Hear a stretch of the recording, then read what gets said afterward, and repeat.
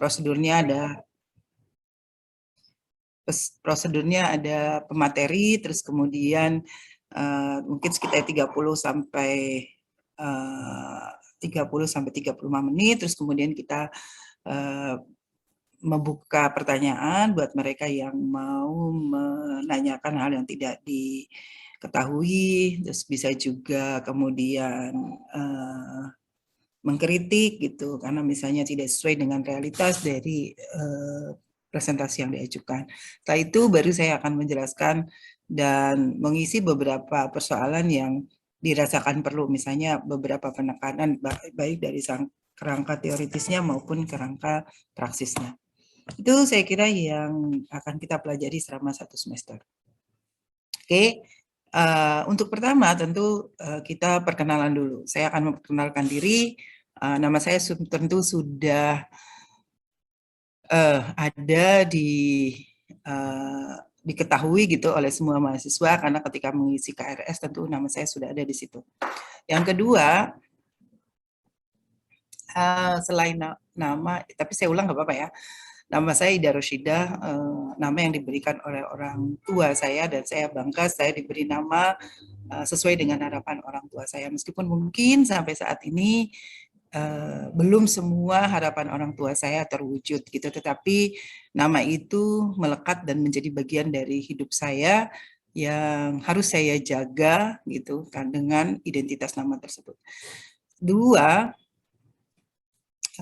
pendidikan terakhir saya S3 UI di sosiologi ekonomi dan sosiologi gender, fokus penekanannya atau konsentrasinya. Terus apalagi saya punya anak 3, cucu 1. Alhamdulillah sampai sekarang suami juga tetap 1. Terus saya sedang diperbantukan di Fakultas Ilmu Kesehatan sebagai Wadik 3, sehingga mohon maaf nanti kalau beberapa kegiatan kita terutama pada tatap muka akan ada perubahan jadwal gitu, ketika misalnya saya harus rapat dan rapat itu tidak bisa didelegasikan pada yang lain. Itu perkenalan saya. Silakan Anda perkenalkan diri, nama, apalagi nama, asal sekolah, dan mengapa Anda masuk sosiologi. Mungkin itu saja. Silakan siapa yang mau mulai? Mungkin bisa dari huruf A dulu. Di sini ada Amanda, ada Angelina.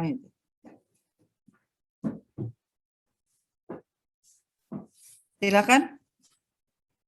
Amanda boleh? Ibu, apa dari absen aja kali ya, Bu? Boleh, dari absen juga boleh. Emang ingat absennya? Kalau saya ingat sih, Bu. Oke. Yang lain ingat nggak absennya? Enggak, Bu. Kalau nggak ingat, udah silakan siapa saja, biar cepat. Yang pertama emang Amanda dulu, Bu. Amanda. Oke, silakan Amanda. Amanda, halo. Nggak ada. Ya, Bu. Selain Amanda siapa di sini? Ada Ailis. Oke, dalam nanti kontrak belajar, saya akan meminta beberapa hal pada, saya takut saya lupa ya, beberapa hal yang saya kira perlu. Satu, koordinator harus membuat foto ketika presentasi, ketika mahasiswa presentasi 1, foto ketika saya presentasi, gitu minimal 1, ini minimal ya. Terus foto bersama-sama, 1. Yang kedua, membuat absen siapa yang tidak hadir. Yang paling penting siapa yang tidak hadir. Kriteria tidak hadir itu 1, memang tidak hadir, gitu, tidak ada di Zoom. Yang kedua, kalau saya panggil berkali-kali, dia tidak ada dan tidak menjelaskan, misalnya ada persoalan jaringan atau apa gitu, saya anggap itu tidak ada. Karena saya tidak mau, loh saya aja yang namanya ngajar, itu duduk manis di depan Anda. Nah, Anda juga nggak bisa begitu. Nah, itu bagian dari kontrak belajar. Nggak bisa kemudian cuma nyalain video, terus orangnya pergi kemana-mana. Fakta nih, 2 semester yang lalu ada mahasiswa yang sengaja saya uji. Jadi selesai jam 10, itu jam 10 lewat sampai 10 menit dia tidak mematikan Zoom-nya. Itu bukti bahwa dia cuma nyalain, orangnya pergi. Dan saya panggil-panggil tidak menjawab. Nah buat saya itu bukan kuliah. Jadi kalau ada misalnya hasil penelitian yang menunjukkan bahwa proses belajar mengajar melalui Zoom gitu ya, melalui virtual ini itu tingkat efektivitasnya itu jauh lebih rendah ketika face to face, itu karena seperti itu. Jadi orang bisa hadir cuma dengan HP gitu. Jadi HP yang belajar, HP-nya yang kemudian ngerti. Tapi selama ini ya kalau tidak hadir ya, dia bisa aja sih. Terus dia ada temannya yang merekam, terus kemudian dia dengerin dari hasil rekaman, bisa aja. Tapi itu tidak fair. Karena orang lain harus hadir, mendengarkan, menjawab ketika pertanyaan. Nah, dia cuma naruh HP-nya saja. Ada 5 orang yang saya catat dan kemudian saya ingatkan. Minggu depan kalau begini lagi, itu saya anggap tidak hadir ya. Jadi di beberapa proses pembelajaran kita nanti, itu saya akan bertanya, misalnya, saya akan menyebutkan, itu bagian dari brainstorming, saya akan menyebutkan, menanyakan, misalnya definisi konsep dan lain-lain gitu, untuk menunjukkan apakah Anda hadir atau tidak. Strategi ini kenapa saya ungkapkan di awal, karena saya tidak mau banyak yang tidak hadir. Kalau dia tidak bisa menjawab, dia bisa chat. Misalnya, Bu, maaf, jaringannya kurang bagus gitu. Tapi ada. Gitu ya. Itu yang saya kira penting untuk dikemukakan. Itu bagian dari kontrak belajar. Loh, saya kan juga harus hadir kan, harus mengikuti proses seluruhnya. Saya juga nggak bisa meninggalkan begitu saja, karena itu berarti dosen yang tidak bertanggung jawab kalau dia melakukan hal yang sama. Seperti mahasiswanya. Oke, itu kontrak belajar kita ya. Mau tidak mau, Anda harus sepakati ini karena ini tujuan terbaik buat semuanya. Oke, itu satu. Kontrak belajar yang lainnya itu nanti ada di tentang plagiarisme dan lain-lain, itu saya catat di bagian RPS untuk saling mengingatkan gitu. Oke, sekalian kontrak belajar aja. Yang kedua, tugas gitu. Jadi tugas itu semua harus mengirimkan tugas belajarnya, tugasnya gitu. Jadi kalau ada tugas, saya akan kirimkan. Tugas akan saya taruh di Google Classroom atau di AIS. Mengapa Google Classroom dibuka juga pada sudah ada AIS? Karena kenyataan pernah pengalaman saya juga AIS menyimpan di AIS tapi kemudian hilang. Gitu. Jadi padahal AIS itu yang harus dimanfaatkan karena itu kewajiban kita semua untuk memanfaatkan media yang ada di kampus gitu ya. Tapi ternyata itu tidak efektif juga. Kadang-kadang tadi apa yang sudah kita masukkan tidak ada, akhirnya itu kita keluarkan, akhirnya kita ambil cara lain gitu. Kalau misalnya masuk AIS gitu, semua harus punya alamat email UIN Jakarta. Kalau ada yang belum punya, silahkan menghubungi Pustipanda gitu. Jadi harus ya. Itu yang kedua. Jadi tugas akan masuk di dua link ya, satu di AIS, dua di di Google Classroom. Nanti saya kirim alamat link untuk Google Classroom-nya. Itu yang kedua. Yang ketiga, 30% untuk formatif, UAS, dan UTS. Mengapa 30% formatifnya? Karena ada tugas tadi. 2 tahun lalu ada mahasiswa yang dia nilainya sebetulnya harus A dan nilainya sangat bagus. Tapi ketika penugasannya hanya 1, hanya 2 atau 3 gitu ya, dari 12 penugasan, itu saya nggak segan-segan ngasih dia B gitu. Terus dia nggak pernah tanya ke saya, tapi saya yang hubungi dia. Ketika kita Zoom gini, saya bilang, kan masuk ke kelas berikutnya ya, dulu sosiologi keluarga, terus ke sosiologi gender. Saya bilang sama dia kan, saya bilang ada mahasiswa yang nilainya sangat bagus, tapi kenapa saya beri B gitu.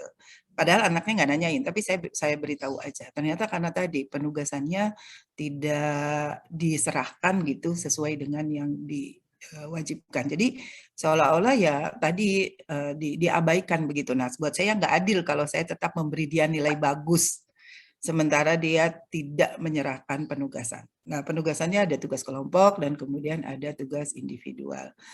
Ada pertanyaan, Bu, boleh nggak kalau kita mau minum gitu? Ya silakan mau minum atau saudara belum sempat sarapan, bagi saya nggak ada masalah. Kalau Anda dibuka kamera seperti ini terus haus gitu ya silakan aja minum nggak masalah gitu.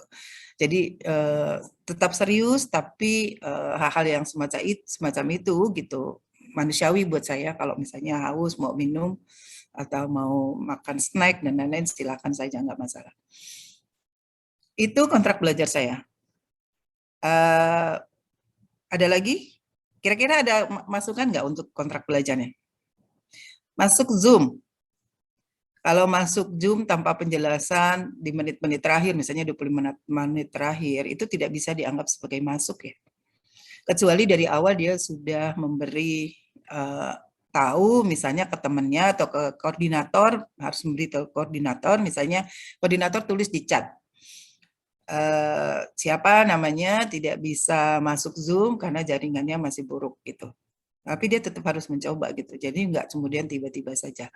Nah, kelemahan-kelemahan teknologi tentu tetap kita antisipasi, tetapi tata cara, sopan, dan lain-lain tetap harus kita jaga di dalam perkuliahan. Gitu. Bukan sama saya aja, tapi juga yang lain. Oke.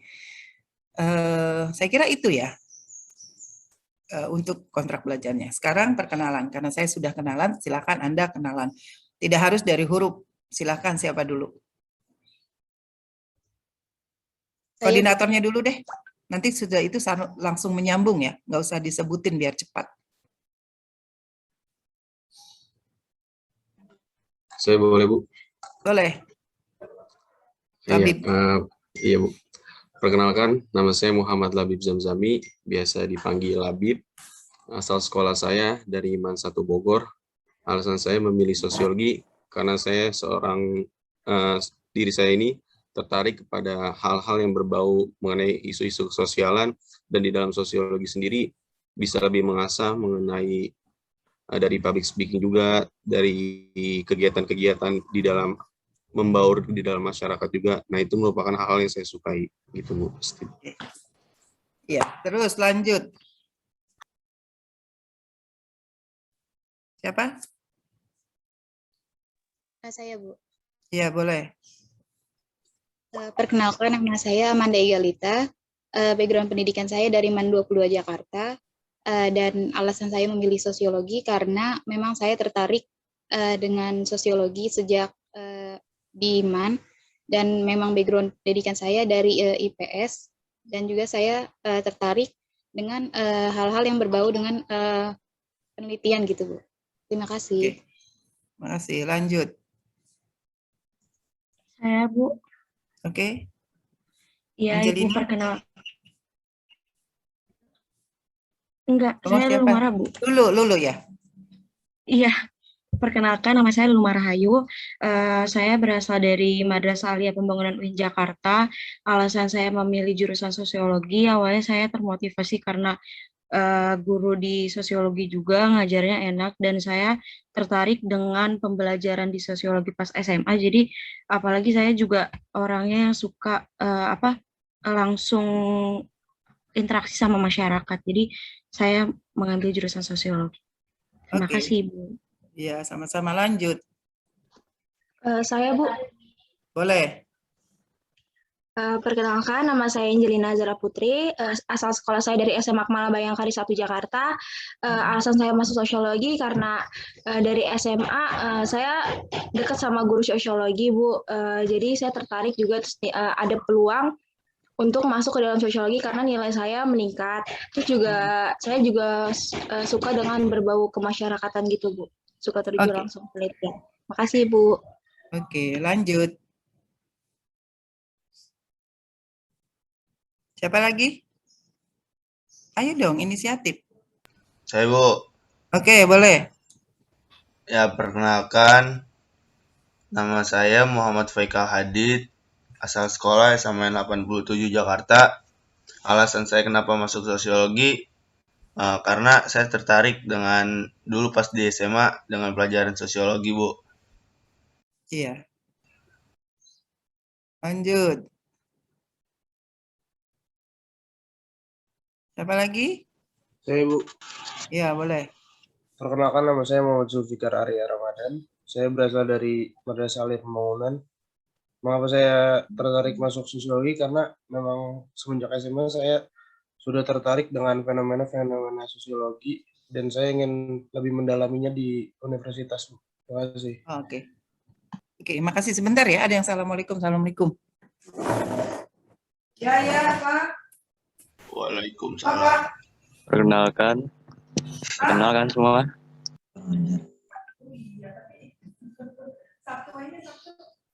Sabtu ada. Dia istilahnya lagi ngajar.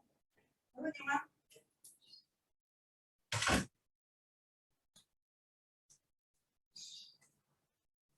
Oke, lanjut. Sesudah Zulfikar siapa?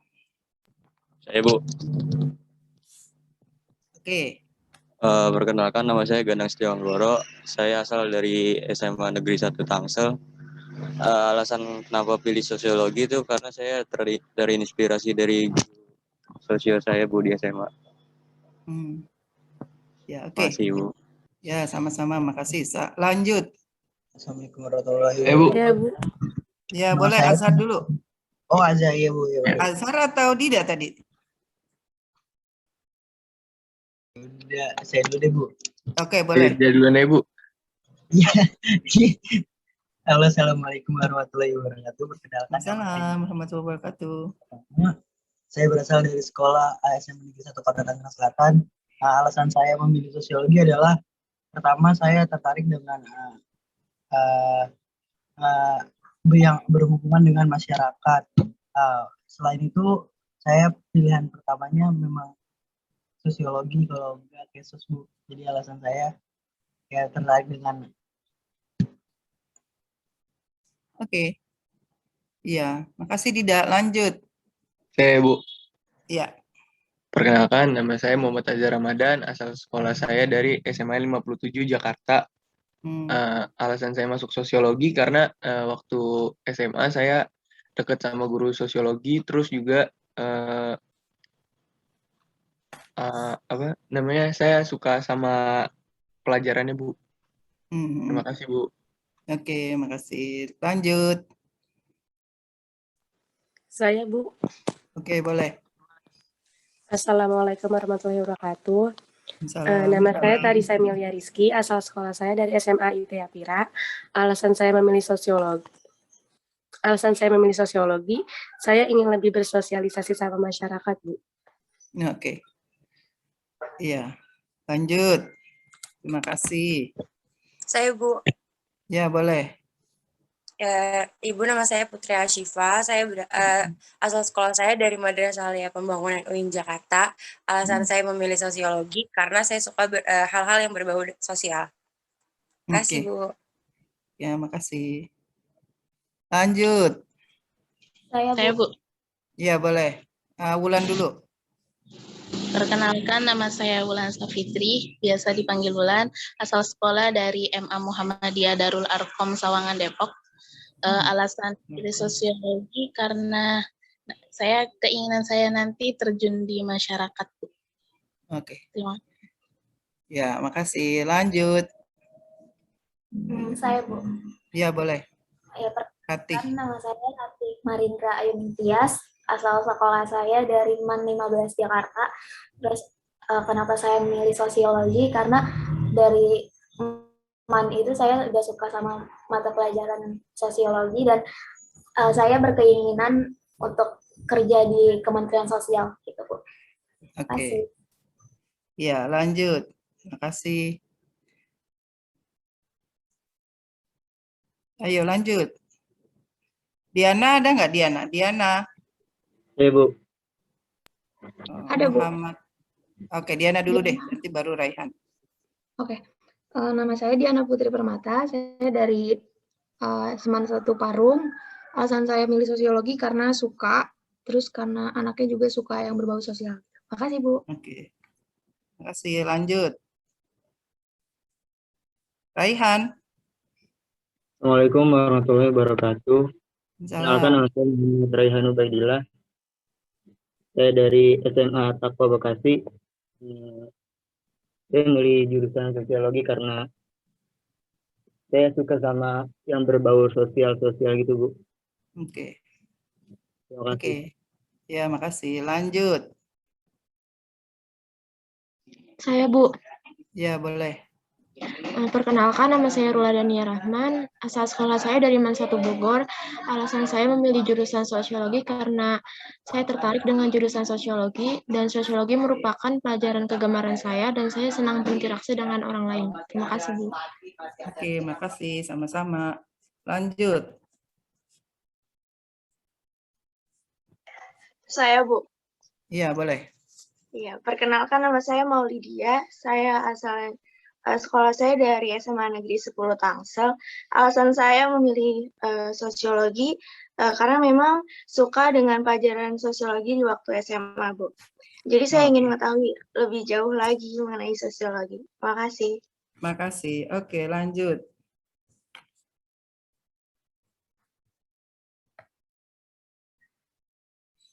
Ada lagi? Saya, Bu. Boleh, Putri. Nama saya Putri Narulita Ardiati Pane. Background pendidikan saya dari MAN 1 Bogor, jurusan IPS.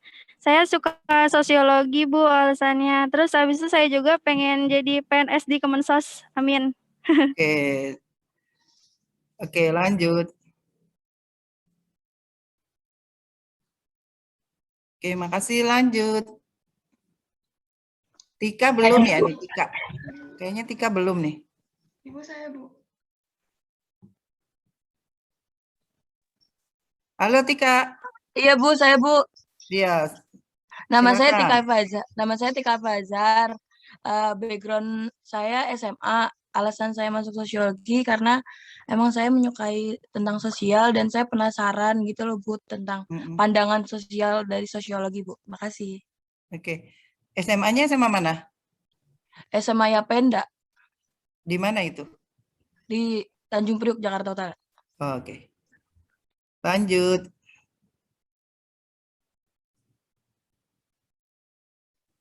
Aika kayaknya belum. Oh iya, siapa? Ailis ya? Ailis. Oke, silakan. Assalamualaikum. Assalamualaikum warahmatullahi wabarakatuh. Nama saya Ailis Habibah. Background pendidikannya dari SMA Darul Ulum 1. Alasan memilih sosiologi karena saya tertarik dengan pembahasan-pembahasan yang ada di dalam sosiologi itu. Oke. Darul Ulum itu mana ya daerahnya?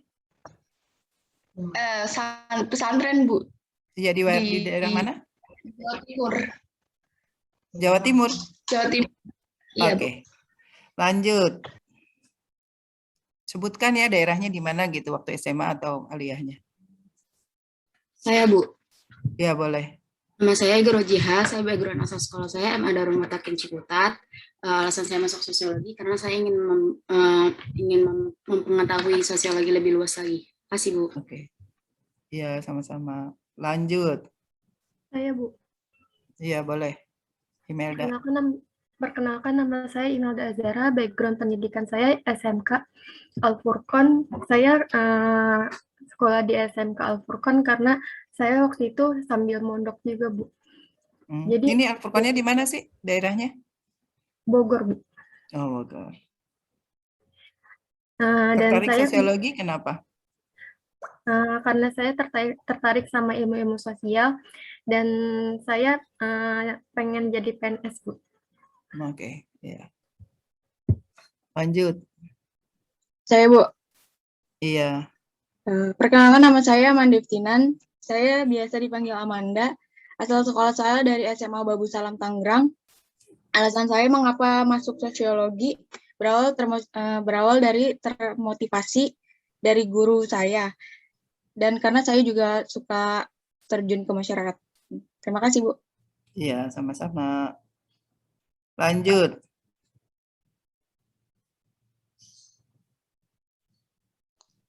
Ibu, saya mau. Faikal belum tuh, Faikal? Udah, Faikal udah. Udah, Bu. Udah, Faikal. Siapa lagi yang belum? Ibu, Takila ya? Oke, silakan Takila. Perkenalkan, nama saya Sakila Herani, background pendidikan saya dari MAN 2 Kota Bogor. Alasan saya masuk sosiologi karena pada saat di MAN saya tertarik sama mata pelajaran sosiologi. Makasih, Bu. Ya, sama-sama. Lanjut. Saya, Bu. Iya, boleh. Perkenalkan, nama saya Nabila Soraya, asal sekolah dari MAN 9 Jakarta. Alasan saya memilih sosiologi karena saya suka pelajaran sosiologi dari di MAN. Terus saya mau jadi dosen. Oke. Kasih, Bu. Oke, sama-sama. Amin ya. Yang punya cita-cita mau kerja di mana aja, pokoknya amin. Lanjut.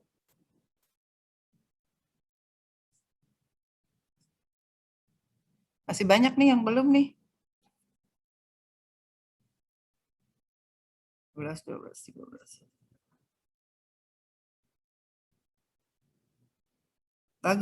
Lanjut. Baru 25 orang.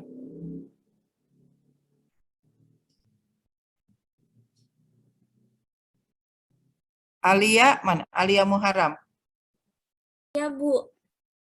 Perkenalkan, nama saya Alia Muharroma, asal sekolah saya SMA Fajri Islam Jakarta Barat. Alasan saya masuk sosiologi itu karena dari SMA emang udah tertarik di sosiologi, Bu. Terima kasih, Bu. Iya, sama-sama. Lanjut. Intan Wiladina, belum nih.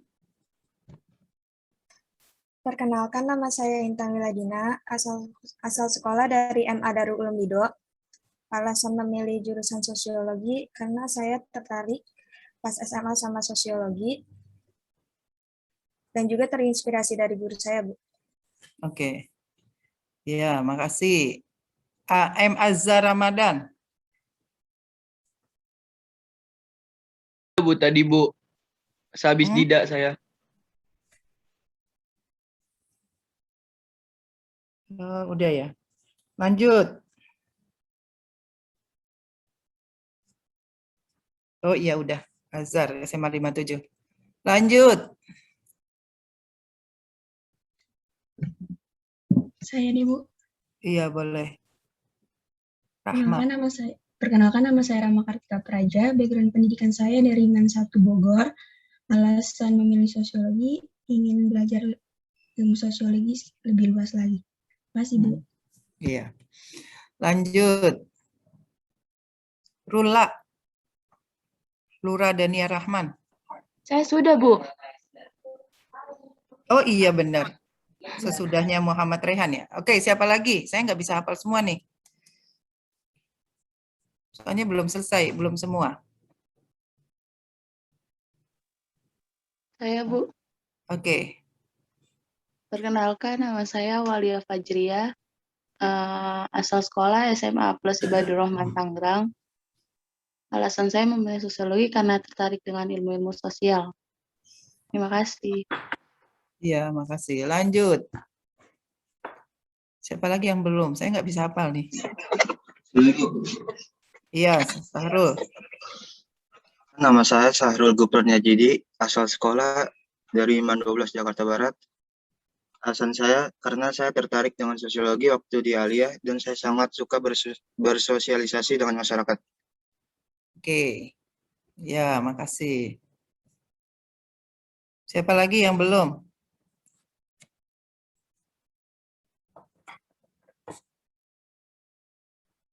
Lanjut ya. Ini di sininya ada 38. Saya, Bu. Oke. Perkenalkan, nama saya Solikul Wahyudinuha, lulusan dari Madrasah Aliyah Anida Al-Islami Bekasi. Alasan saya memilih sosiologi karena saya sudah suka sejak semasa sekolah. Oke. Makasih. Ada lagi?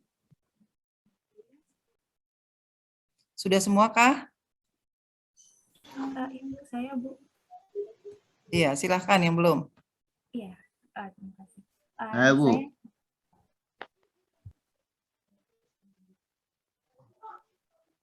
Saya lanjut ya, Bu. Iya, boleh. Silahkan. Ya, baik. Kenalkan, nama saya Muhammad Alvin. Muhammad apa? Alvin. Saya dulu atau siapa, Bu? Iya, boleh. Kamu dulu. Oh, iya. Kenalkan, nama saya Muhammad Alvin, asal sekolah dari MA Nidal Islami. Saya tertarik sosiologi karena saya waktu SMA suka pelajaran sosiologi, Bu. Terus juga termotivasi dari guru sosiologi saya. Jadi ingin mendalami. Oke, iya. Iya, Oke, terima kasih. Lanjut. Sedikit lagi nih kayaknya. Ibu saya ya, Bu? Iya, boleh. Nama saya Sina Putri Maharani, asal sekolahnya MAN 13 Jakarta. Alasan saya memilih sosiologi karena sosiologi itu merupakan mata pelajaran yang memiliki daya pikat tersendiri bagi diri saya. Selain itu saya juga suka dan senang untuk berkecimpung atau terjun langsung ke dalam dunia yang berbau masyarakat. Selain itu saya juga senang untuk mempelajari hal-hal yang berbau sosial. Seperti itu, Bu. Terima kasih. Oke, iya, makasih. Ini yang nama Putri, ada putrinya, ada beberapa ya. Lanjut. Saya, Bu. Iya, boleh. Perkenalkan, nama saya Rina Mandasari. Sekolah saya dari MA Nidal Islami Jakarta. Alasan saya masuk sosiologi karena saya dari SMA ingin berkuliah di jurusan sosiologi, Bu. Iya. Oke, makasih. Ada lagi?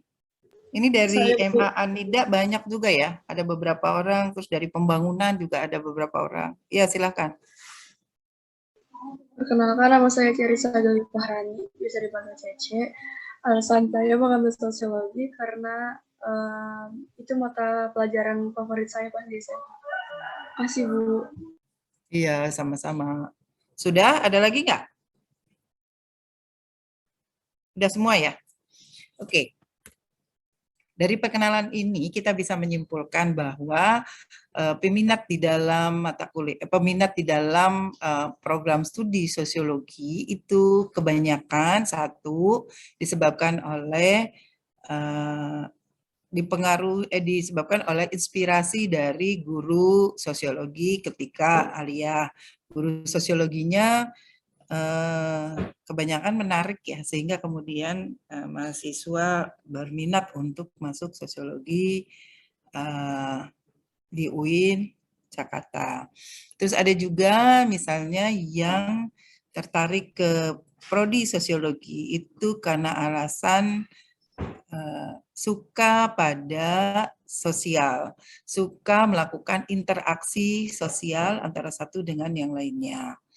Itu beberapa hal yang menyebabkan mengapa mereka atau peminat sosiologi itu dari tahun ke tahun lumayan naik ya. Ada juga yang disebabkan karena ingin bekerja menjadi ASN di Kementerian Sosial. Tapi saya nggak mendengar tuh yang tertarik menjadi peneliti. Karena sosiologi itu kan pada dasarnya banyak ke arah riset ya, gitu. Jadi menjadi pengamat sosial, jadi peneliti gitu, jadi researcher gitu. Itu sebenarnya salah satu juga peluang dari mahasiswa sosiologi. Ada juga tadi yang menyebut jadi dosen ya, itu juga peluangnya ada. Gitu. Cuma untuk yang jadi dosen itu tentu harus kuliah lagi, melanjutkan ke S2 gitu, dan kalau bisa ke S3 karena sekarang tuntutan untuk S2 itu juga menjadi kewajiban bagi guru di SMA. Jadi guru SMA itu minimal S2 dan sudah banyak guru SMA yang S3. Jadi untuk mereka yang tertarik menjadi guru, menjadi dosen gitu, diwajibkan, apalagi kalau dosennya atau guru-guru negeri.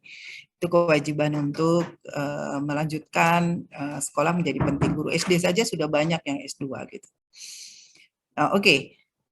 Ya mudah-mudahan semuanya tercapai keinginan untuk bekerja di tempat-tempat yang menuntut kapasitas atau knowledge terkait sosiologi gitu.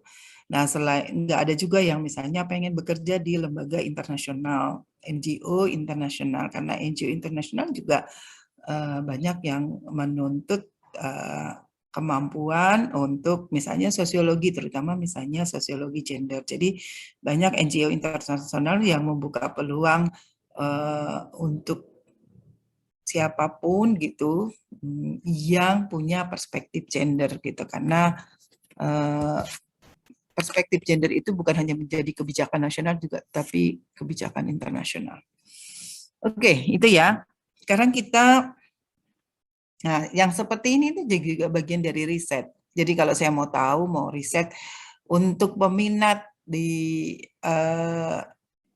sosiologi yang diterima di UIN Jakarta, kira-kira apa faktor utama yang menyebabkan mereka berminat masuk sosiologi gitu. Jadi minat, faktor utama minat ke sosiologi itu apa sih gitu. Nah itu juga bagian dari riset yang sederhana gitu. Itu bisa dijadikan cara untuk riset gitu. Cara yang sangat sederhana dan riset yang sederhana tentu saja yang mungkin untuk explore aja ya. Riset untuk mengetahui di level eksploratif gitu, yang coba dipetakan secara sederhana gitu tentang minat sosiologi. Nah, tentu bisa dihubungkan mereka yang berminat sosiologi itu karena faktor apa? Faktor ekonomi. Ada nggak pengaruhnya? Faktor ekonomi mempengaruhi minat mahasiswa di sosiologi gitu. Misalnya kalau kedokteran itu masuknya itu sudah 120 misalnya juta, satu semester anak kedokteran harus bayar 40 juta gitu. Itu tentu tidak mudah. Di Fakultas Ilmu Kesehatan satu semester misalnya 12,5 juta untuk UKT 7 gitu. Di kedokteran kan nggak ada UKT lain ya, UKT-nya UKT 7 rata-rata. Untuk mandiri tuh rata-rata semuanya UKT 7, jadi nggak boleh UKT.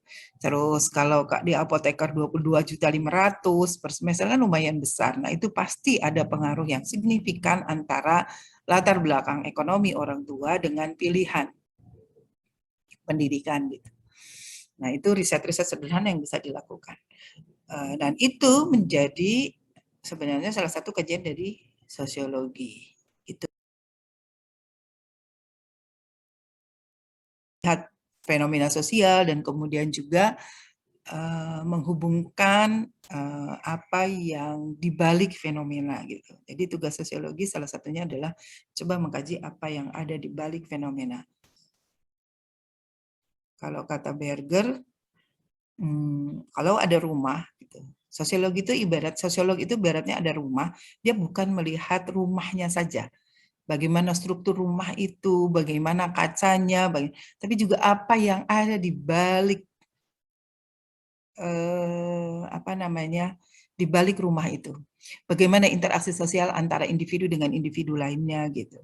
Kalau struktur bangunan di rumah itu kan bisa arahnya kepada sosiologi arsitektur. Bagaimana tuntutan di era modern, terus posmo gitu terhadap model-model rumah gitu. Cara berpikir orang sangat dipengaruhi dengan perkembangan zamannya. Jadi perkembangan era modern dengan era posmo itu beda.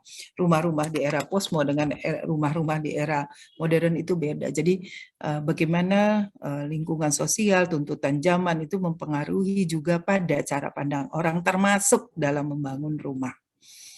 Jadi istilahnya kayak sosiologi arsitektur gitu. Oke, kita lanjut ke sesudah berkenalan kita akan coba di yang kedua, yaitu saya akan share screen ya untuk materinya. Okay. Ini saya udah masukkan, jadi nanti lihat aja di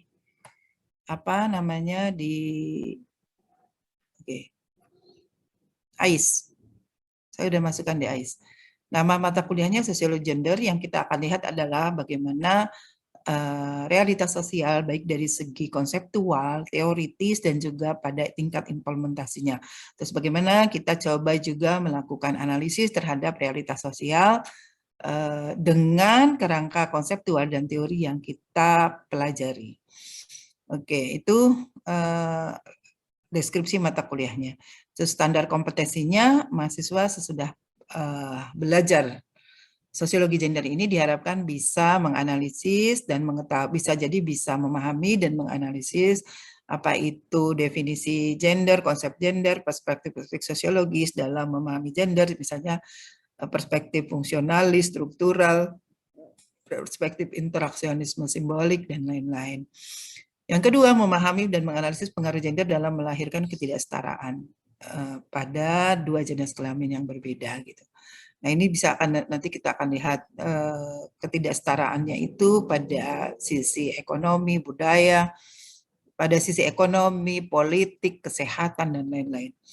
Yang ketiga, memahami dan menganalisis teori-teori feminisme, gerakan feminisme secara umum di tingkat global dan juga di Indonesia. Yang keempat, memahami dan menganalisis kondisi perempuan dibandingkan dengan laki-laki di dalam berbagai isu pembangunan yang berkembang di negara kita.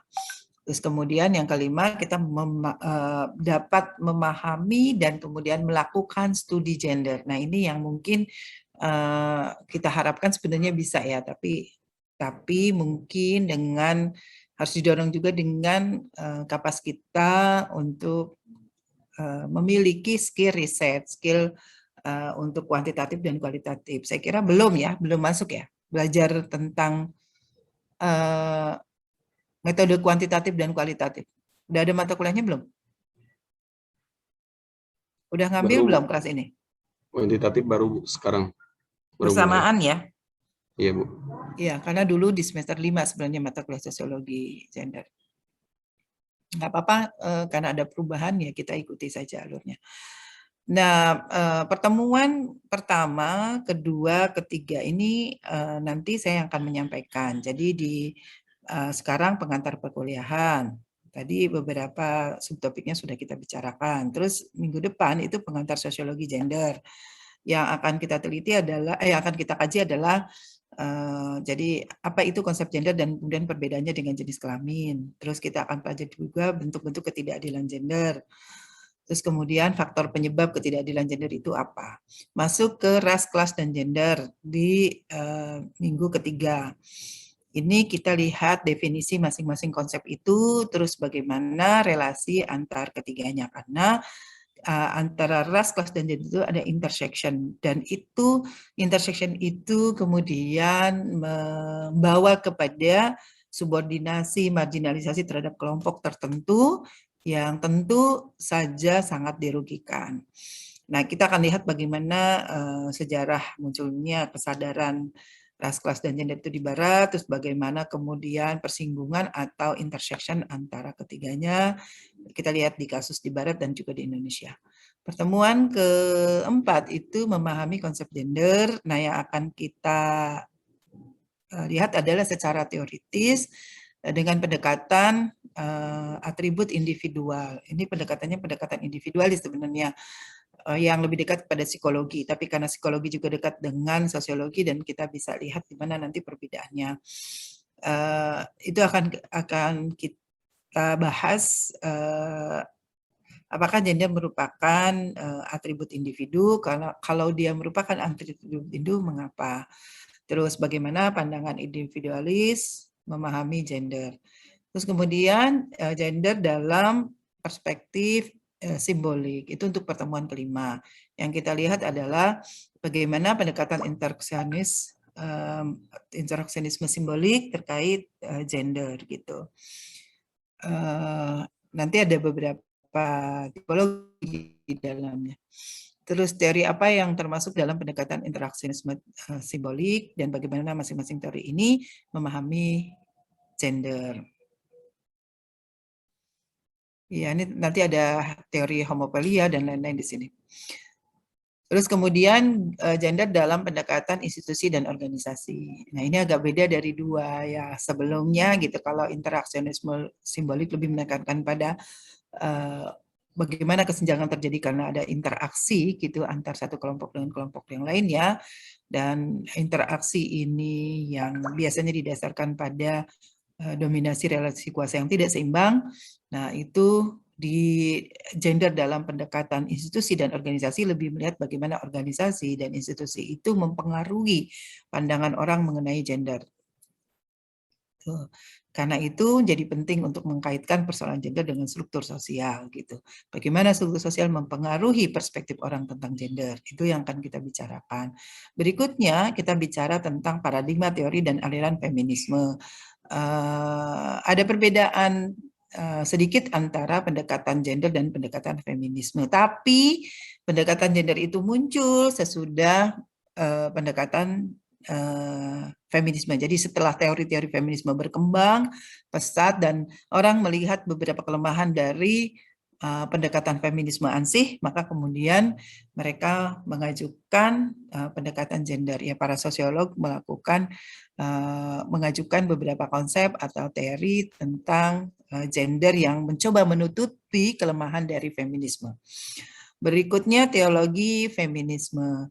Jadi persoalan feminis, persoalan kesenjangan gender, persoalan ketidakadilan gender itu bukan hanya terjadi di masyarakat Muslim, tapi juga terjadi di masyarakat agama lain, itu di Kristen, di Buddha, di Hindu gitu. Nah, kita akan coba memahami bagaimana agama-agama besar itu melihat perempuan dan kemudian melihat laki-laki, memberikan peluang pada laki-laki dan perempuan, apakah seimbang atau tidak.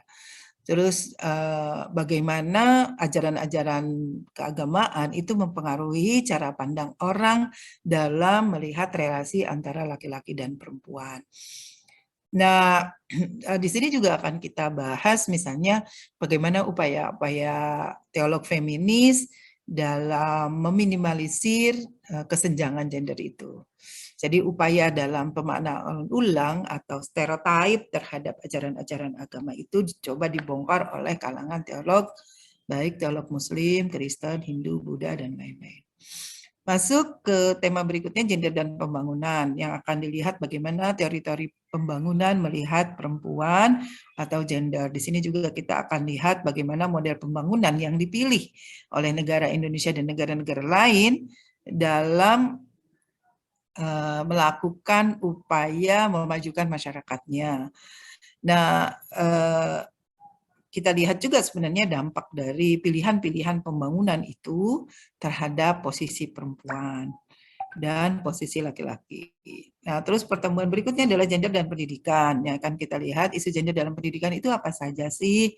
Dan kemudian kita lihat tentu saja isu difokuskan pada isu-isu yang membawa kepada ketimpangan gender.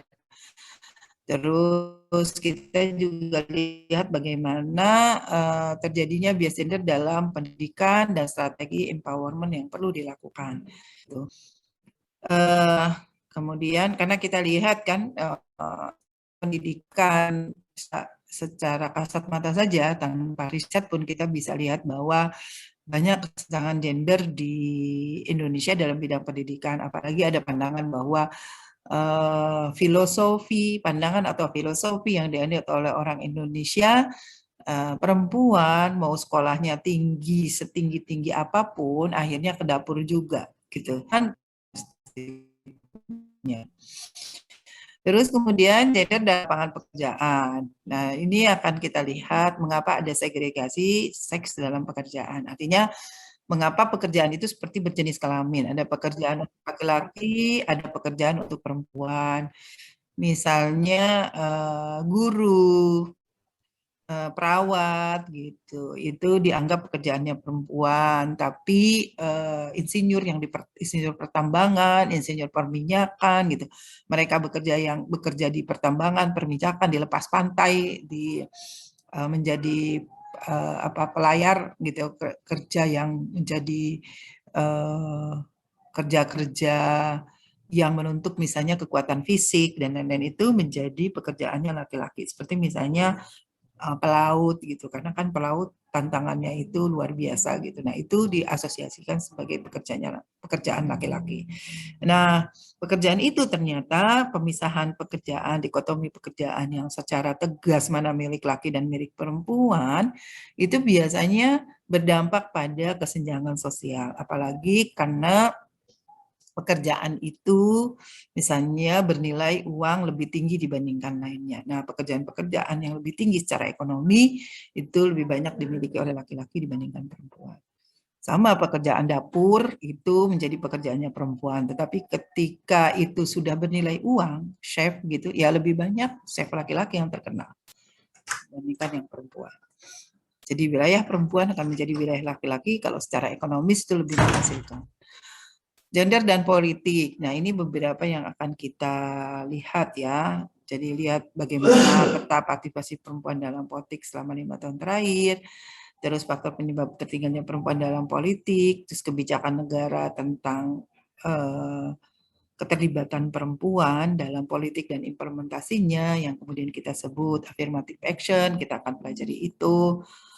Terus upaya apa sih yang dilakukan oleh aktivis gender untuk meminimalisir kesenjangan gender dalam politik praktis.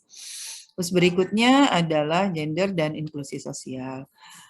Jadi dalam masyarakat kita itu ada masyarakat yang tidak beruntung secara fisik, gitu ya. Sebenarnya inklusi sosial tuh difabel itu sebetulnya tidak hanya difabel secara fisik, tapi juga difabel secara ekonomi. Tapi karena secara konseptual difabel itu sering diartikan kepada secara fisik gitu ya, sehingga kemudian kita melihat bahwa harus ada upaya secara jelas bagaimana kelompok difabel itu diprioritaskan, bagaimana kelompok difabel itu dilibatkan dalam berbagai aspek kehidupan sosial, karena selama ini kurang terjamah gitu. Nah, pada kasus-kasus misalnya mengapa gender dan inklusi sosial itu menjadi penting, karena anak perempuan yang difabel dibandingkan anak laki difabel itu mereka lebih rentan, gitu, rentan mengalami pelecehan seksual, rentan mengalami diskriminasi dan lain-lain. Karena itu penting pada mata kuliah gender itu kita masukkan persoalan juga difabel di dalamnya. Terus kemudian terakhir itu metodologi studi gender. Nah, metodologi studi gender yang akan kita pelajari itu beberapa hal terkait dengan ada nggak sih perbedaan antara penelitian gender dan penelitian feminis. Terus kemudian prinsip-prinsipnya apa sih gitu antara keduanya itu, di mana beda secara prinsipal. Terus kemudian kita coba akan lihat juga contoh-contoh penelitian yang menggunakan metodologi feminis dan metodologi penelitian gender. Oke, di antara dua itu tentu ada UAS dan UTS. Ini beberapa referensi wajib yang harus kita miliki. Terus saya memilih untuk tadi 30, 30, oh ini 30, 30. Ini nih, 30, 30, 40 di sini. Nah, kode etiknya di samping tadi sudah kita bicarakan tentang kotak belajarnya, salah satu hal yang penting adalah plagiarism.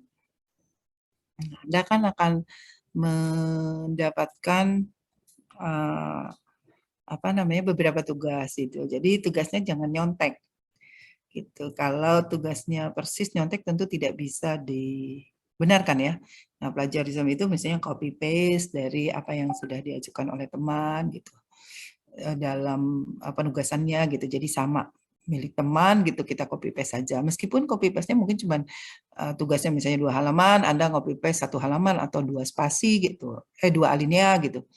Itu tetap tidak bisa dibenarkan. Jadi saya tidak segan-segan untuk memberi E itu pada mereka yang plagiat. Jadi hati-hati untuk plagiarisme. Mengapa? Karena kejujuran ilmiah menunjukkan juga kejujuran Anda sesungguhnya gitu. Jadi kalau Anda tidak jujur secara ilmiah, Anda juga akan hidup di masa depan dengan tidak jujur gitu. Kalau itu tidak segera dikoreksi dan dibenahi. Gitu. Jadi yang saya harapkan kita jujur pada diri sendiri, termasuk misalnya saat ujian. Untuk apa nilai bagus tapi itu karena hasil orang lain gitu. Nah, UTS dan UAS-nya itu akan melalui Google Form. Jadi kita akan ABC, kita akan cari hari di mana ABC, kelas ABC ini bisa berkumpul bersama. Tidak masalah buat saya meskipun misalnya di hari libur kita ujian atau malam gitu, karena misalnya nggak ada waktu sama sekali. Jadi kita akan tentukan satu karena saya nggak mengulang-ulang. Jadi 1 kali pertemuan untuk UTS. Soal akan diberikan saat UTS berlangsung. Anda akan mengisinya melalui Google Form. Dan apalagi ya, di Google Form itu ada pertanyaan yang konseptual, ada pertanyaan praksis, ada analisis, ada teoritis, ada multiple choice, dan ada juga, saya lupa apa ya, ada multiple choice dan ada juga esai, gitu, short answer.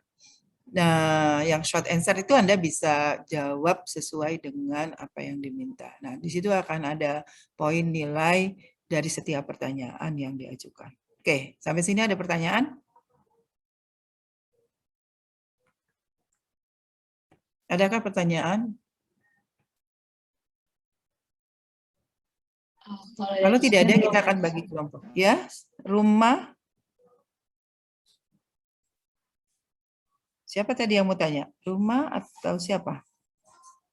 Enggak, Bu, enggak. Tadi saya cuma pengen jawab aja kan Ibu nanya. Saya pengen jawab, soal dari saya nggak ada gitu. Apanya nggak ada?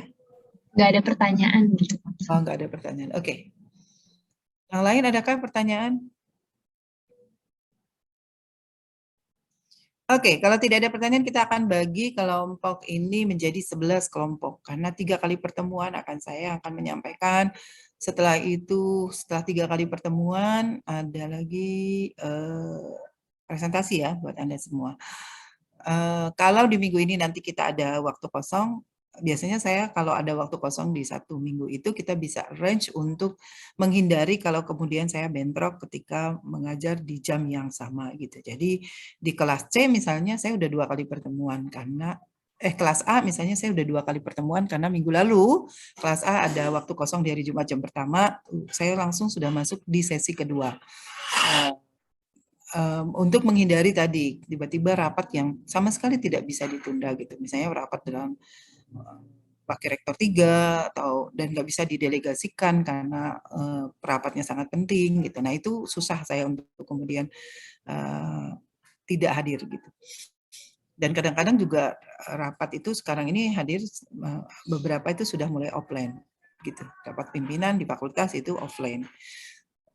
Jadi susah untuk, dan saya sebenarnya nggak suka juga kalau bareng-bareng gitu 2, apalagi mengajar paling nggak bisa sambil buka webinar dan lain-lain nggak bisa saya. Nggak bisa fokus. Jadi saya tetap harus pertemuan ya begini gitu, seperti face to face, nggak bisa nyambi. Oke, sekarang kita bagi ke dalam 11 kelompok. Koordinatornya kita tolong usulkan koordinatornya mereka yang misalnya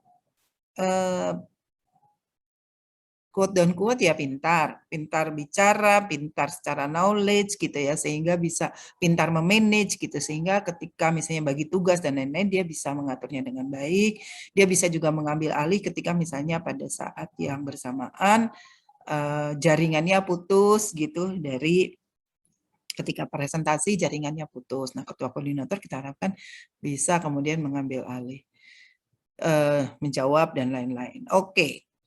Siapa usulannya? Saya kan belum ada yang kenal nih satupun, saya juga nggak tahu kapasitas masing-masing. Jadi tolong diusulkan saja 11 orang. Silakan, 1 terdiri dari laki perempuan. Misalnya perempuannya 5, laki-lakinya 6, atau laki-lakinya perempuannya 6, laki-lakinya 5. Kelihatannya sih lebih banyak perempuan ya di kelas ini. Bu, maaf Bu, ini apa ya Bu? Tadi suaranya kayak putus-putus di saya gara-gara sinyal. Mohon maaf Bu. Oh gitu. Yang lain putus-putus enggak? Enggak Bu. Tidak Bu. Yang saya Bu emang First Media. Oke. Jadi saya minta usulan 11 orang untuk menjadi koordinator yang bertugas nanti pada saat presentasi dan menyiapkan presentasinya. Sesuai dengan topik yang akan dibagikan. Oke. 1, siapa usulannya? Saya boleh Bu. Labib. Oke, 1 Labib. 2. Ate Bu. Aulia. Siapa? Aulia T. Aulia. Aulia betul Habib? Iya, Bu. Aulia, 3. Ratih, Bu. Rati. Rati. 4. Mara, Bu. Ara. Akila, Bu. 5. Mara. Akila, Bu. Ara namanya siapa? Ibu Kenji. Lulu Marahayu. Oh, Lulu. Iya tadi Lulu. Lulu. Sakila Hairani. Lulu. Terus siapa lagi?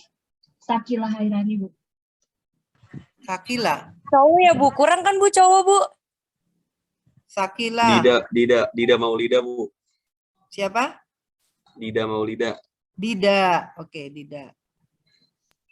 Sabirah, Bu. Siapa?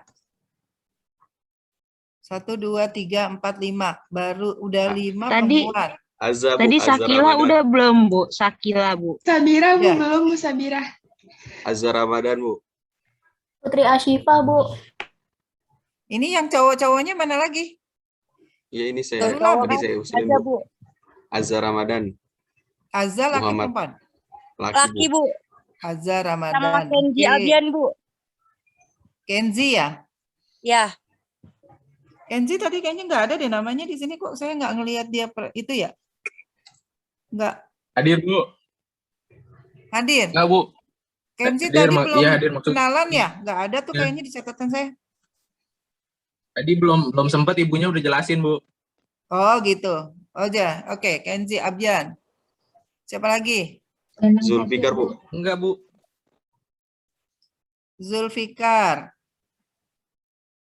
Siapa lagi? Cowoknya sudah 1, Faikal, 2. Bu. Faikal Hadid, Bu. Faikal. Satu lagi perempuan. 1, 2, Samira Putri 3, Siregar, Bu. 4. Diana Putri. Diana Putri. Oke. Sudah 11.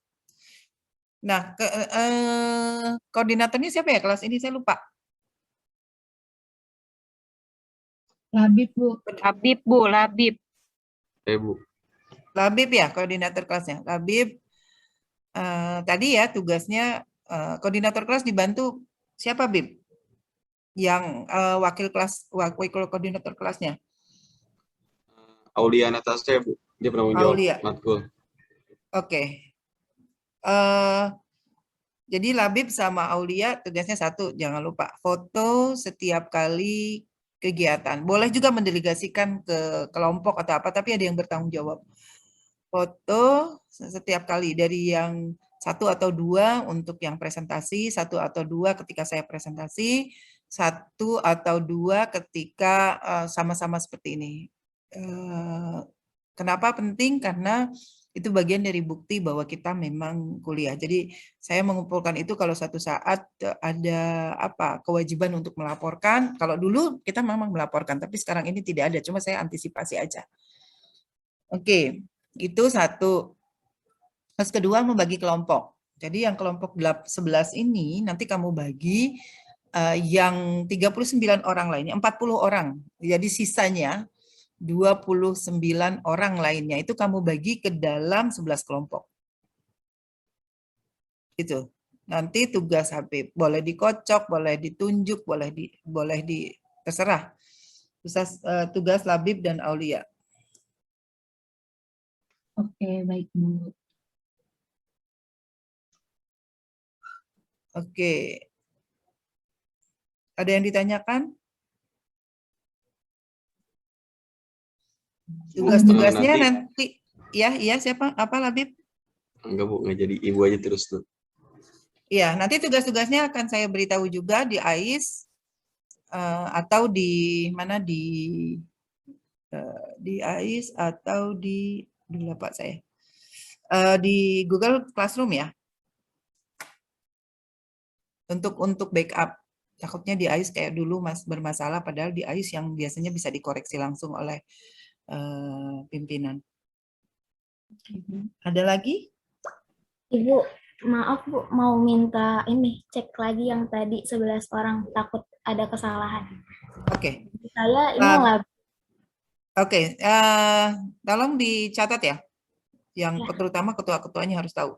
Labib, Aulia, Ratih, Lulu, Sakila, Dida, Azza, Kenzi, Zulfikar, Faikal, Diana Putri. Ya Bu, ya sama. Makasih ya Bu. Ya. Ada pertanyaan lainnya? Bu, saya mau bertanya. Nanti kelompoknya itu langsung di personal chat ke Ibu atau dikirim di grup, Bu? Apa? Nanti Apanya kelompoknya ya? kalau sudah jadi, Bu, dikirimnya Oke. di WA grup apa ke Ibu? Boleh di WA grup, boleh juga dikirim ke apa namanya? Mestinya sih dikirimnya kayak ke AIS gitu ya, gampang di ini. Tapi di ini aja deh, di personal aja di WA grup untuk kelompoknya. Oke, Bu. Makasih, Bu. Ya. Ada lagi yang lain?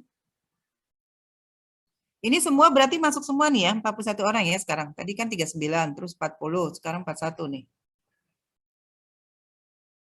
Berarti masuk semua. Ada yang ini enggak? Ada yang telat enggak? Oh ya.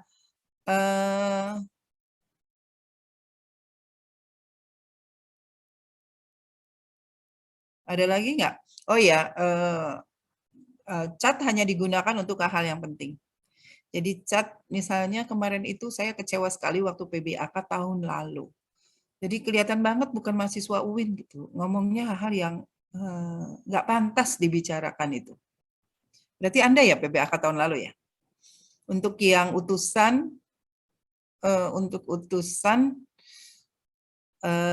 dari fakultas masing-masing yang ikut di dalam chat di dalam Zoom langsung dengan rektor itu aman. Tapi ketika di YouTube, padahal di YouTube tuh dibaca oleh ribuan orang seluruh Indonesia, orang tua atau anak atau siapa gitu kan, itu bisa dibuka siapa saja dan terus kan berlangsung. Itu banyak sekali hal-hal yang tidak penting gitu ya, itu muncul di situ, bahasa yang tidak sepantasnya diungkapkan muncul di situ gitu. Aduh, saya sampai bilang ini sebetulnya nggak kelihatan anak UIN ya, yang punya background jelas Islami gitu. Nah itu kita akan gunakan chat untuk hal-hal yang sesuai dengan pembelajaran kita. Mohon maaf kalau saya agak keras ya di pertemuan pertama ini ya, karena bagi saya belajar disiplin, belajar etika dan lain-lain itu tidak ada sekolahnya. Untuk di universitas itu nggak ada. Karakter building itu dibangun oleh hubungan antara dosen dengan mahasiswanya, karena kan nggak ada pelajaran khusus etika. Sama seperti plagiarisme, nggak ada itu sekolahnya. Tapi sekolahnya adalah bagaimana dosen dan mahasiswa berkomitmen sejak awal untuk kemudian bisa sama-sama memiliki kejujuran ilmiah. Kalau di Barat, kalau kita misalnya diketahui oleh dosen, itu dosen kan banyak banget tuh ya di sana tuh yang hafal judul buku kayak siapa ya, kayak dai kita itu di Indonesia tuh ada kan yang Hidayat Nur Wahid itu, Hidayat bukan Hidayat Nur Wahid, yang hafal hadis itu sama di sana gitu, banyak dosen-dosen yang judulnya tahu sampai halamannya tahu, halaman berapa gitu. Jadi kalau ada mahasiswa yang kemudian diketahui copy paste gitu, dipanggil hari itu juga terus copy paste gitu, meskipun cuma 2 halaman atau 2 alinea atau 1 alinea bahkan. Copy paste itu tidak menyebutkan siapa. Jadi ngopi gitu dari tulisan orang, meskipun dalam bentuk paraphrase. Paraphrase itu bukan idenya aja yang diambil, ngambil idenya aja, bahasanya pakai bahasa kita sendiri, tapi dia tidak mencantumkan ide itu milik siapa. Itu plagiarisme juga. Itu beasiswanya nggak ampun, nggak ada dikasih peringatan sekali gitu, nggak ada, langsung putus beasiswanya, langsung dipulangkan. Hari itu juga dipanggil sama dosennya, terus dosennya bisa membuktikan ini loh, halaman sekian, Anda itu melakukan plagiarisme dari tokoh ini, meskipun Anda pakai paraphrase, karena Anda tidak menuliskannya. Udah langsung putus beasiswanya, meskipun dia udah di semester akhir. Nah itu hukuman bagi orang yang melakukan plagiarisme. Karena secara ilmiah itu sekali kita mau riset, kita bohong riset pun kita bisa. Karena riset misalnya riset kita terhadap 1.000 orang, kan orang nggak lihat jawaban satu persatu dari kuesioner. Kita percayakan saja pada yang menghitungnya, kita percayakan saja pada yang mengolahnya. Nah, itu bagian dari kejujuran ilmiah. Jadi, saya harapkan kita sama-sama coba membangun kejujuran ilmiah sejak awal, membangun juga karakter building yang baik agar menjadi manusia yang baik gitu. Itu kita mulai juga sejak awal. Sebagai mereka yang mengambil kuliah, kan ada juga nih mereka ngambil kuliah ya karena memang orang tuanya nggak setuju kita kuliah di situ, orang tuanya tidak membolehkan kita kuliah di tempat lain, hanya membolehkan kita kuliah di tempat di mana pilihan ini bukan menjadi pilihan Anda gitu. Jadi ngambil sosiologi bukan karena pilihan Anda, tapi karena pilihan orang tua, karena penyandang dana dan lain-lain. Nah, kalau sudah masuk kita terlibat di dalamnya, bismillah, tentukan aja itu yang terbaik buat kita. Jadi serius, belajar serius gitu, bisa selesai tepat waktu gitu ya di semester 8 gitu, itu lebih baik. Gitu. Jadi jangan kemudian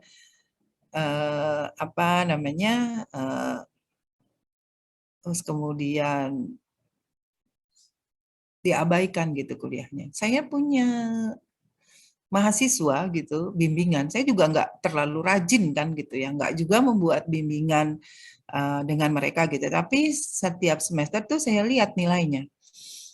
Dan saya bilang ini, saya langsung telepon itu ketika ini udah 3 semester, masuk 4 semester, 5 semester misalnya. Kok nilainya masih di bawah 2? Yang tertinggi itu 2,5. Kok masih bisa ya kuliah? Udah harusnya nggak bisa. Kalau dari IPK itu di bawah 2,5 kan nggak bisa kuliah lagi. Ini kenapa ya dibiarkan gitu? Wah, Kaprodinya juga kaget. Kan Kaprodi juga nggak lihat satu persatu. Tapi PA yang melihat nilainya. Saya kasih tahu, tolong dicek dong Bu, gitu. Ini mahasiswanya, terus mahasiswanya dimotivasi untuk bisa kuliah dengan serius, ngambil misalnya ngulang gitu, bisa nilainya lebih baik gitu. Karena kalau enggak dia harus DO. Padahal semester ini masih bisa kuliah.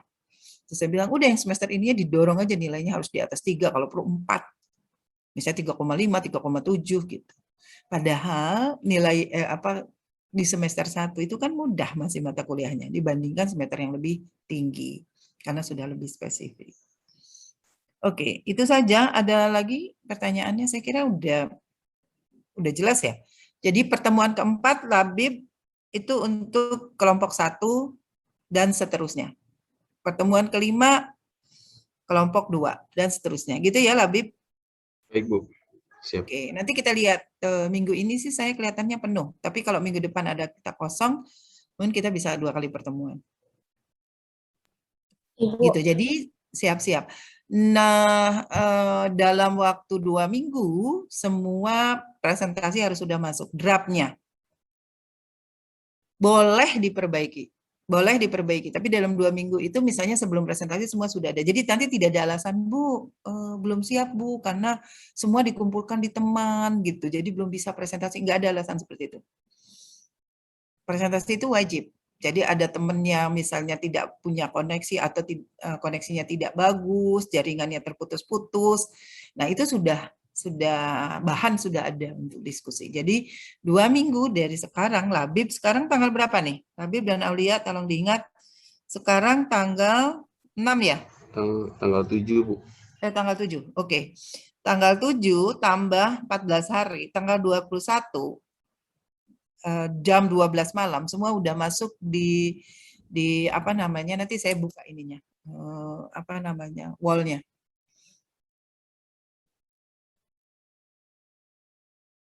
Gitu ya. Halo, bisa dipahami? Ya, Bu, bisa dipahami, Bu. Oke. Ada pertanyaan kah? Kalau tidak ada pertanyaan nggak? Oh iya, Kenzi tadi belum ini. Kenzi silakan Kenzi. Kenzi Abian, silakan perkenalan. Perkenalan, Bu. Iya. Assalamualaikum warahmatullahi wabarakatuh. Perkenalkan, nama saya Kenzi Abian Yudhistira. Saya dari sekolah SMA Muhammadiyah Sawangan Depok. Saya masuk sosiologi karena pilihan prodi saya ketukar. Terima kasih. Oh, ketukar. Emang tadinya kamu milihnya apa? Ya, Bu. Soalnya tadinya saya pikir pertamanya manajemen, terus baru sosiologi, ternyata sosiologi pertama, Bu. Oh, gitu. Salah masuk ya. Nah, yang Ya. sudah kayak Kenzi ini kan sudah menjadi apa ya? Mungkin di awal bukan pilihan utamanya, tapi ya ketika sudah masuk kan terus mau apa gitu ya, sudah dijalani saja gitu. Jadilah yang terbaik. Bukan sebaliknya, kan bukan pilihan saya, bodo amat gitu. Jangan begitu. Tapi ini sudah pilihan yang terbaik. Mengapa? Karena Anda harus ingat, kompetitor Anda nanti ketika cari kerja, mau PNS, mau kerja di perusahaan, mau kerja di mana gitu, itu kompetitornya adalah mahasiswa dari sosiologi dari UI, dari UGM, dari Unhas, dan lain-lain. Jadi bukan hanya teman sekelas. Nah, karena itu menjadi penting bagaimana memiliki skill yang baik, memiliki kemampuan yang knowledge yang baik, punya nilai yang baik, karena nilai juga itu dilihat. Beberapa mahasiswa UI yang dekat dengan saya, misalnya yang saya itu ketika masuk S3 di UI, saya ada PBAK-nya juga, tapi PBAK-nya riset. Bagus menurut saya itu. PBAK-nya pertama perkenalan, terus kemudian kita diminta untuk riset. Hasil risetnya itu harus dipresentasikan. Jadi saya nyari risetnya tentang aktivis perempuan. Jadi saya cuma melihat bagaimana agensi aktivis perempuan di UI gitu. Dan saya kaget itu rata-rata mereka itu aktif di bidang akademik dan non akademik. Nah, sekretaris Dema Pisip UI itu cerita, Bu, saya kalau tidak aktif nilai saya jatuh, tapi kalau aktif nilai saya sangat tinggi. Kenapa? Karena saya berusaha bisa memanage waktu sebaik-baiknya. Kalau saya sibuk, saya bikin jadwal. Saya harus belajar jam berapa, saya harus mengerjakan jam berapa. Itu saya komitmen pada manajemen. Jadi dia punya manajemen waktu yang saya komitmen pada waktu yang saya sudah buat, jadwal atau perencanaan waktu yang saya sudah buat. Padahal kegiatannya Pisip gitu, Dema Pisip itu banyak banget. Termasuk paling rame gitu, karena banyak banget kegiatannya sekarang. Ya, dia sempat pertukaran mahasiswa gitu, dia sempat banyak sekali kegiatannya. Tapi dia bilang begitu, kalau saya nggak sibuk, yang saya tahu itu kalau saya tidak menjabat apa-apa, saya tidak aktif di mana-mana, itu pernah dicoba dia nilainya jatuh karena malas jadinya. Tapi kalau aktif di akademik dan non akademik, dia harus bisa bagi waktu sebaik-baiknya. Dan juga untuk menunjukkan pada orang tuanya, biar orang tuanya nggak ngelarang gitu, dia aktif di mana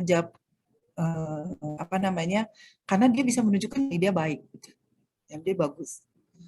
Nah, banyak mahasiswa semacam itu gitu. Jadi bikinlah manajemen waktu yang jadilah orang yang bisa memanage waktu dengan baiknya. Buat rencana waktu yang jelas. Kalau bisa lulus kapan tuh dari sekarang udah dipikirin. Karena sekarang kan lulus tepat waktu itu sangat mendorong. Sudah dipikirkan. Kalau bisa nabung, ya kasih nabunglah ke atas gitu, biar lebih sedikit nanti di semester 7, semester 8 sudah lulus. Saya punya mahasiswa yang lulus di semester 8 di bulan Februari, padahal dia punya kanker darah. Dia punya penyakit kanker darah, bolak-balik masuk rumah sakit.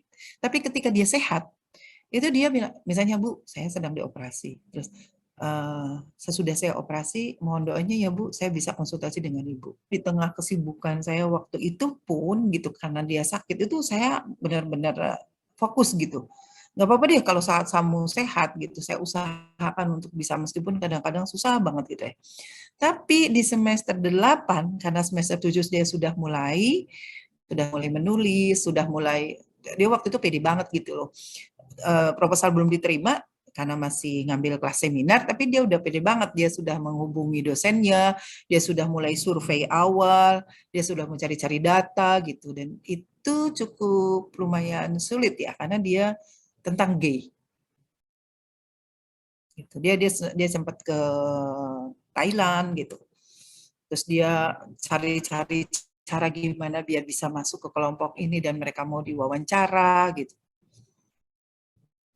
Ya, semester 8 bulan Februari itu sudah ujian. Ini luar biasa. Cepat banget karena saya tidak bisa membawa Anda sehat. Gitu. Biasanya terdistrak ya sama pengen kerja, tawaran gitu-gitulah. Gitu. Nah, tapi upayakan untuk bisa selesai. Ada pertanyaan kah? Semuanya udah ini ya, sudah kenalan ya. Selain Kenji ada yang belum? Bu, tadi saya telat. Rumah ya? Iya, Bu. Oke, silakan Rumah. Ya, sebelumnya perkenalkan nama saya Rumah Fahmizan. Di asal sekolah SMA Universitas Tangsel. Alasan masuk sosiologi itu ya karena saya merasa passion saya di sosiologi. Oke, ya. Oke. Terima kasih, Bu. Oke, sama-sama. Ya, semoga itu bisa lebih baik gitu. Mudah-mudahan apa yang diharapkan semuanya bisa terlaksana ya. Nah, anak-anak milenial itu banyak yang kemudian juga kerjanya tidak hanya mengandalkan mencari pekerjaan dalam struktur yang sudah ada, tapi juga menciptakan pekerjaan. Nah, karena saya sedang banyak berkomunikasi dengan mahasiswa Fikes, jadi banyak tahunya mahasiswa Fikes gitu. Di mahasiswa Fikes tuh ada namanya Rinaldi Nur Ibrahim. Coba di searching. Dia menjadi influencer muda. Jadi baru lulus 2 tahun lalu, dapat beasiswa. Waktu itu dia beasiswa PBSB, menjadi mahasiswa terbaik di UIN Jakarta, menjadi mahasiswa terbaik di fakultas. Dia dapat dari PBSB-nya itu sekitar 371 juta kalau nggak salah, dan lain-lain. Nah, gitu. Dia tuh dari orang sederhana, keluarga yang sangat sederhana, makanya dia cari beasiswa gitu karena orang tuanya nggak mampu. Terus kemudian selama di Jakarta gitu ya, selama di Jakarta yang mendapatkan beasiswa itu dia manfaatkan waktu sebaik-baiknya. Dia belajar bahasa, pokoknya dia manfaatkan waktu sebaik-baiknya gitu. Kemudian mencari peluang sebaik-baiknya untuk bisa pertukaran mahasiswa ke luar negeri. Jadi dia pernah ke Korea, dia pernah selama kuliah. Nah, sekarang jadi influencer muda, dia menciptakan pekerjaan, dia punya manajer sendiri, dia punya beberapa staff gitu. Nah, itu dia menciptakan pekerjaan. Dari influencer itu dia kemudian menjadi ya punya cepet kan, mau cari duit itu dengan cara itu ternyata bisa juga gitu loh. Nah, dia melakukan aktivitas sosial gitu. Jadi dari GG-nya bisa dilihat tuh ada beberapa aktivitas sosialnya, ada beberapa. Nah, dia ceramah di mana-mana, dari ceramah dia dapat ceramah di perusahaan di mana gitu. Dia kemudian juga dapat bisa mendanai dan membayar manajer dan staf-stafnya. Nah, itu influencer. Jadi bisa juga mahasiswa dari Fikes yang nggak kepikiran, mahasiswa farmasi lagi. Jadi dia tuh apoteker, bukan sosial. Apalagi di sini kalau mahasiswa sosial. Nah, dia belajar semuanya otodidak. Jadi dia belajar soal teknologi komunikasi, belajar macam-macam itu otodidak aja. Jadi ada orang kalau mau capek, mau susah payah, dia sukses. Gitu. Karena hasil itu tidak membohongi proses. Gitu. Oke, sampai sini saja ya pertemuan kita. Nanti kita ketemu lagi minggu depan, meskipun masih ada waktu baru 9.28, karena tidak ada lagi kali ya pertanyaannya ya. Karena semuanya sudah tercapai ya, 4 poin.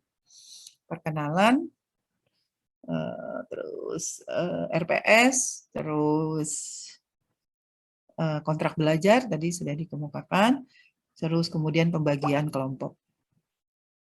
Oke. Ada lagi pertanyaannya? Oke, kalau tidak ada, sampai di sini pertemuan saya. Sudah difotokah Aulia atau Labib? Sudah, Bu. Sudah. Oke, sampai di sini pertemuan kita. Sehat selalu, jangan lupa penerapan 5M gitu. Terus upayakan pada pertemuan berikutnya video Zoom ya, video kamera kok video Zoom. Pada saat Zoom kameranya dibuka,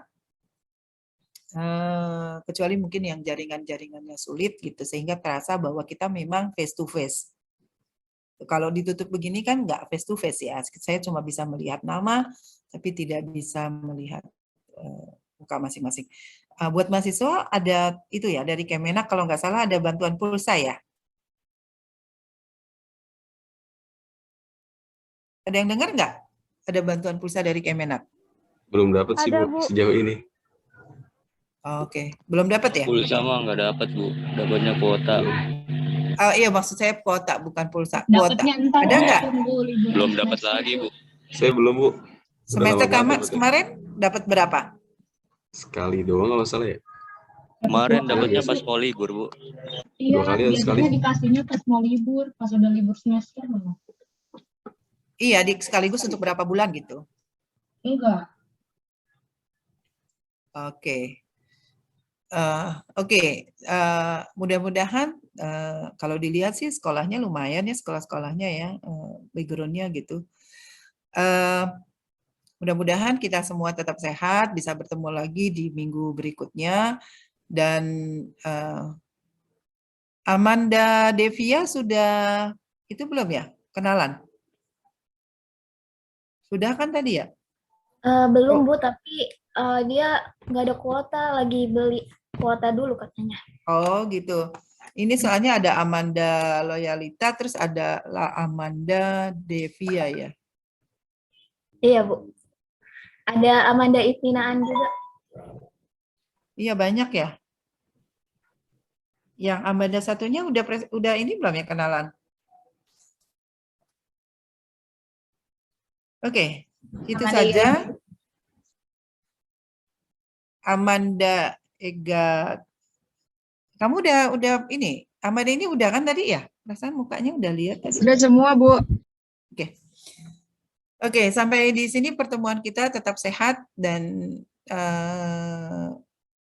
tentu jaga kesehatan, terus semoga kita semua menjadi